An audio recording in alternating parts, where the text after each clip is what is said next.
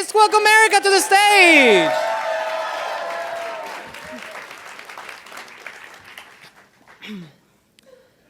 So, I used to live on a livestock farm, and the beginnings on a livestock farm are really cute.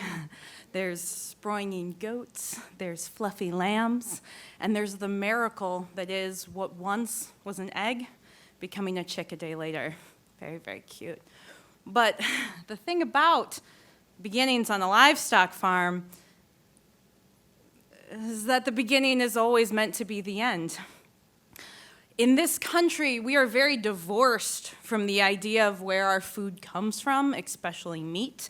It seems that many of us feel that meat is something that kind of comes up from the earth, shrink-wrapped, bloodless, and cold, but that, I'm here to tell you, is not the truth.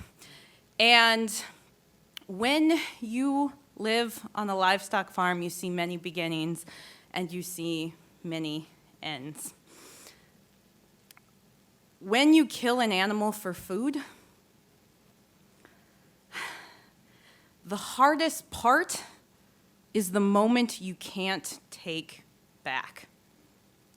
When you pull that trigger, there's always a moment before that when you think, I could let you go. I need to eat, and I want to have responsible meat for my community and my friends and my family, but I could let you go. And that's the hardest part, is pulling that trigger. And once it's pulled, it's easy.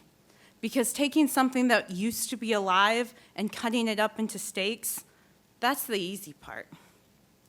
That's where I am right now in my marriage. A few months ago, that was the hardest part. That was pulling the trigger. And now where I am is cutting up the steaks. And a few months ago, my dad says to me gently, which is not always his way, "Are you sure? Is this right?" And I talk, and I talk, and I talk, and I talk, and I talk, and I talk. And finally I say, I just don't like the way we look at each other anymore. And it reminds me of that part in the Hunger Games where Katniss is freaking out because she has to decide if she wants to kill a bunch of children or survive. And Gale comes in and he says to her, "Katniss, it's just, you're a huntress. It's just animals. You can do this." And she says, "Animals, Gale. These are people." And he says, "It's not that different." And I keep telling myself that. It's not that different. You can do this. You did that, you can do this. It's not that different. We tried to go to therapy. We went to this therapist, and she had a room full of coloring books and children's toys and a tent. It was made for small bodies. It was a small tent. And before she came in, when we were alone and by ourselves, I said, "Please go in that tent with me. I want her to come in, and I want to see her to see two grown adults in a tent that is made for one child. Please."